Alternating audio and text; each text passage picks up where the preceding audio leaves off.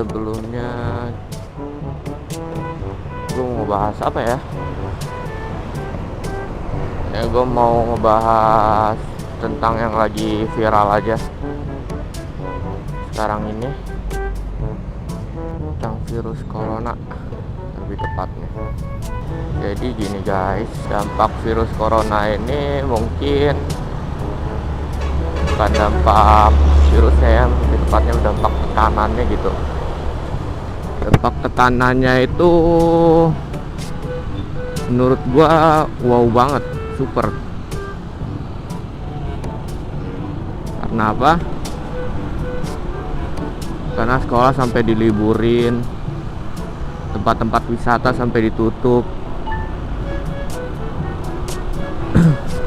acara-acara keramaian sampai dibubarkan atau dilarang dulu. Ya menurut gue itu wow banget gitu. Belum pernah ada selama gue hidup ya, belum pernah ada penyakit yang atau virus yang bikin Indonesia sampai begini banget. Tapi yang lebih parahnya lagi, ibadah pun sampai mau ditutup, cok.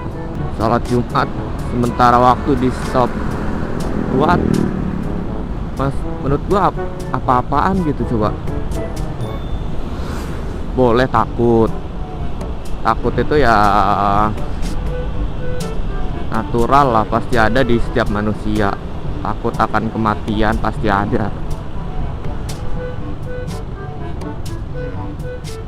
Orang kalau nggak takut berarti pengen cepet mati namanya. Cuma kita ya takut juga pilih-pilih lah.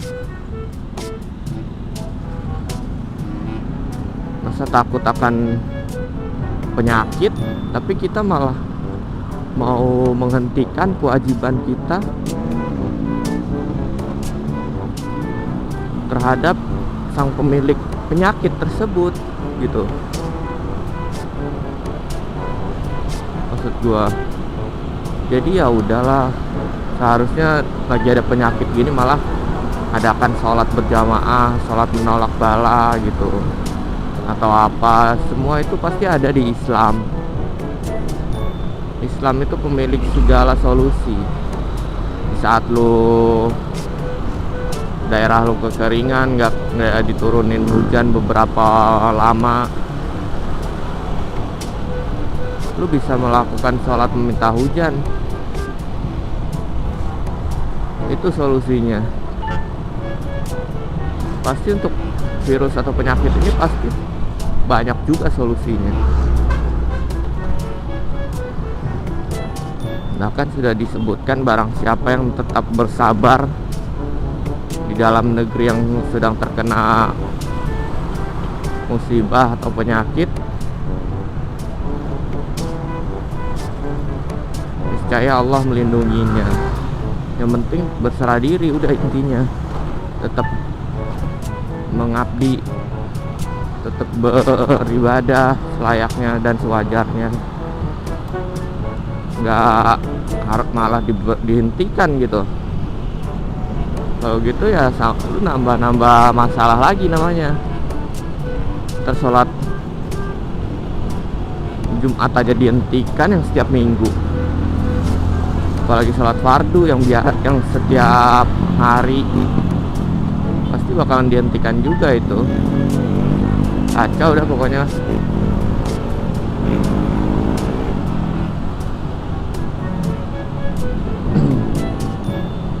Jadi gimana nih guys menurut lo tentang corona ini? Haruskah sampai menghentikan proses ibadah gitu?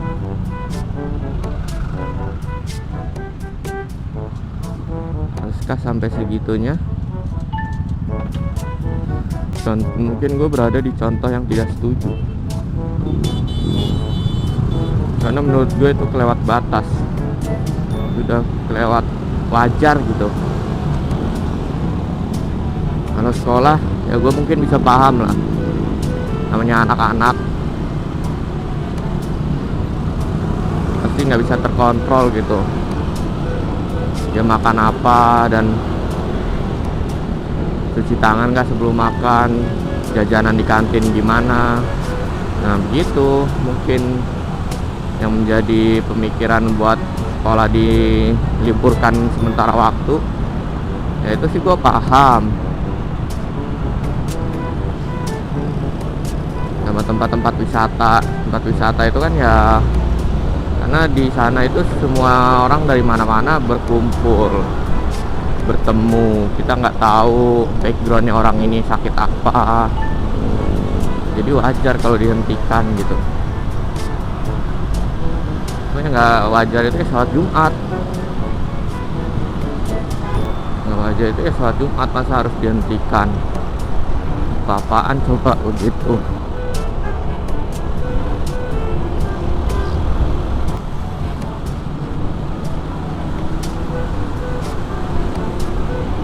Ya gitulah intinya jaga diri aja masing-masing, jaga kebersihan tubuh,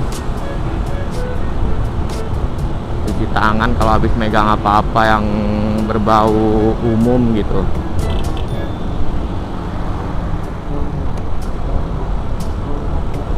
Nggak perlu sampai sholat dihentikan. Aduh, heran gue pemikiran manusia sekarang lah.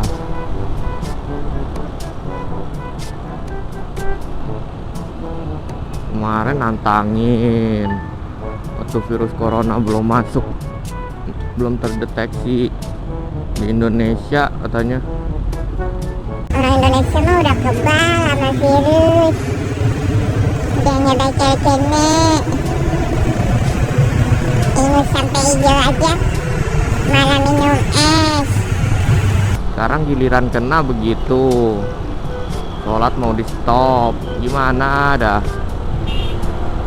Orang-orang ini mikirnya, mana coba itu yang kemarin pada ngomong Indonesia kebal virus corona, mana coba sini merapat.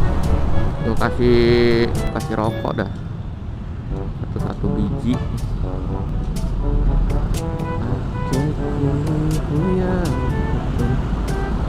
Sombong sih kemarin, kayak nantangin, giliran dikasih panik. Udahlah, jadi manusia tuh nggak perlu begitu. Orang kena penyakit kita nggak kena, ya udah bersyukur aja, udah cukup. Alhamdulillah udah cukup. Dan terus berusaha buat hidup bersih, sehat. Jangan malah nantangin, sombong, takabur. Ya udah akhirnya kena kan.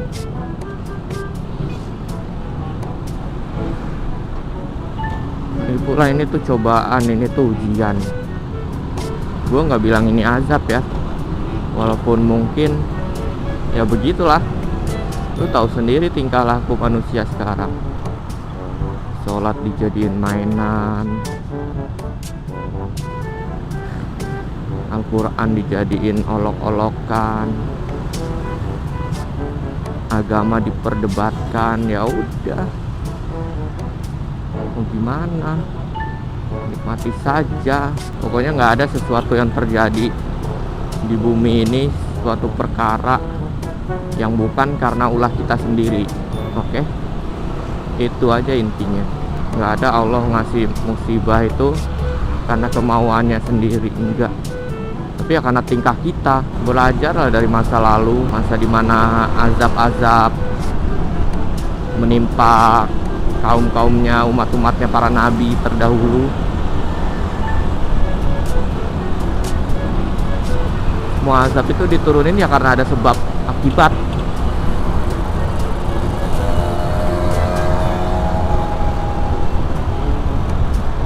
Jadi ya udah, mau gimana, udah terlanjur.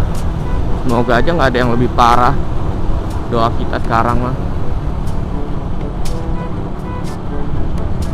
Semoga aja penghentian sholat Jumat nggak ada yang terpancing gitu buat ikut-ikutan beneran.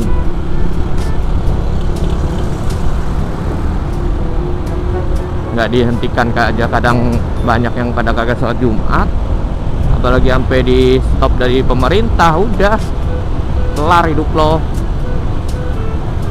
Aduh, pusing dah pusing.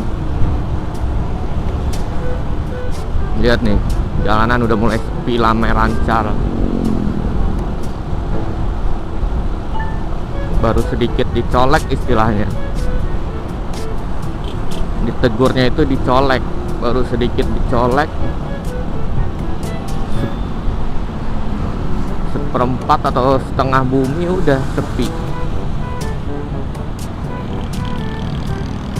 Kegiatan-kegiatan besar dihentikan. Apalagi kalau ditegurnya istilahnya didorong gitu, udah habis. Pasti berdoa aja mudah-mudahan gue keluarga dan orang-orang yang gue sayang dilindungin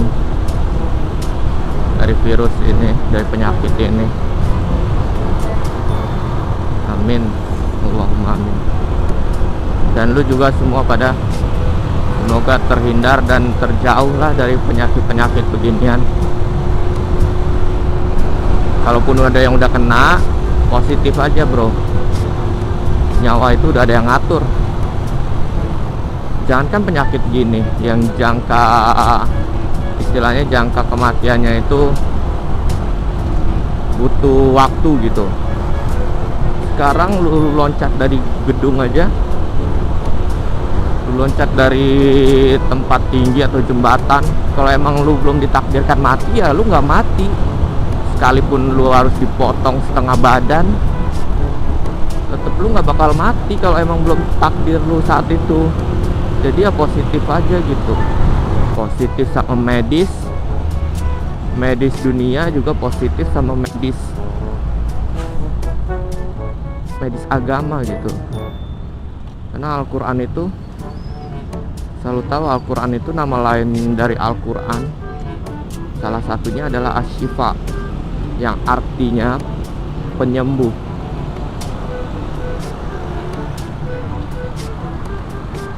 Baik penyembuh hati, penyakit hati, penyakit batin, juga penyembuh penyakit fisik. Yang penting hakul yakin, intinya semua perbuatan ya diawali dengan niat. Kalau niat lu bener-bener yakin mengharap kesembuhan ya insya Allah sembuh. Kalau dibilang takut ya gua sih gimana ya, takut gitu. Pasti takut gua juga. Takut akan keluarga gua kena, takut akan diri gua sendiri juga kena. Cuma ya gua tawakal aja insya Allah. Mau minum apa-apa, mau makan apa-apa, baca bismillah dengan tangan kanan yang benar.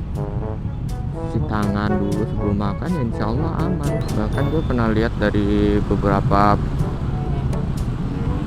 film tentang kehidupan ya, itu di situ ada suatu ceritanya ada orang merantau ke Jakarta.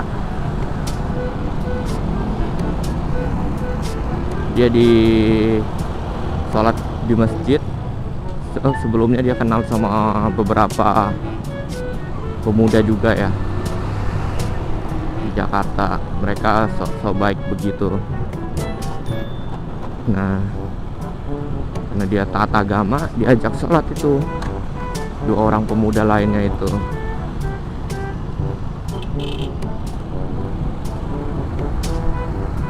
Sisan kagak. Nah, setelah diajak sholat katanya ntar aja deh, mau ngadem dulu.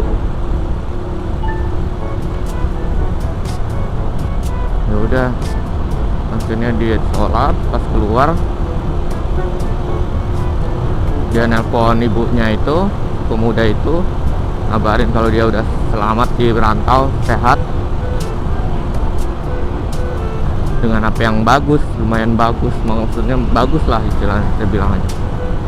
Nah, orang-orang ini, pemuda lainnya ini berniat jahat, berniat mengambil HP itu dengan cara halus, dengan cara membius atau meracuni si pemuda perantau ini. Akhirnya dia kasih air aqua. Dia bilang, nih bro, minum dulu bro, lu kan capek tadi habis baru datang dari rantau.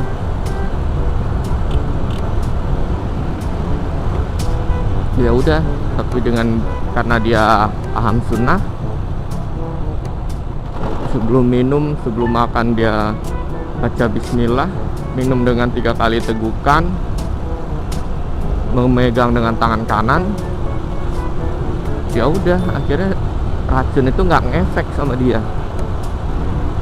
Sampai bingung mereka berdua ini yang jahat ini, bertanya-tanya pada diri masing-masing, loh kenapa dia nggak kenapa-napa. Nah pada akhirnya pas dia masuk lagi mau ke toilet,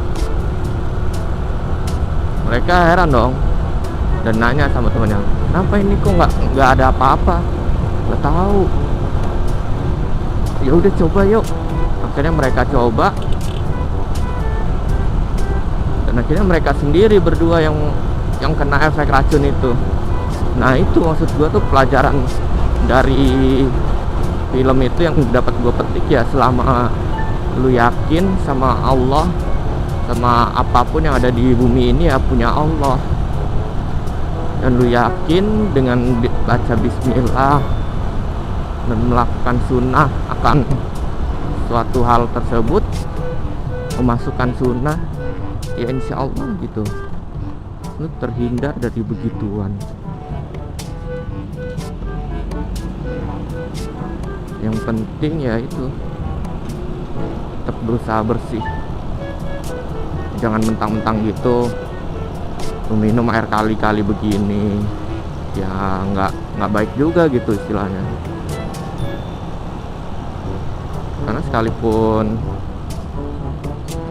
tawakal dan pasrah, Islam juga memasukkan kebersihan dan keindahan di dalamnya. Kita diwajibkan mengkonsumsi sesuatu yang bersih dan layak gitu.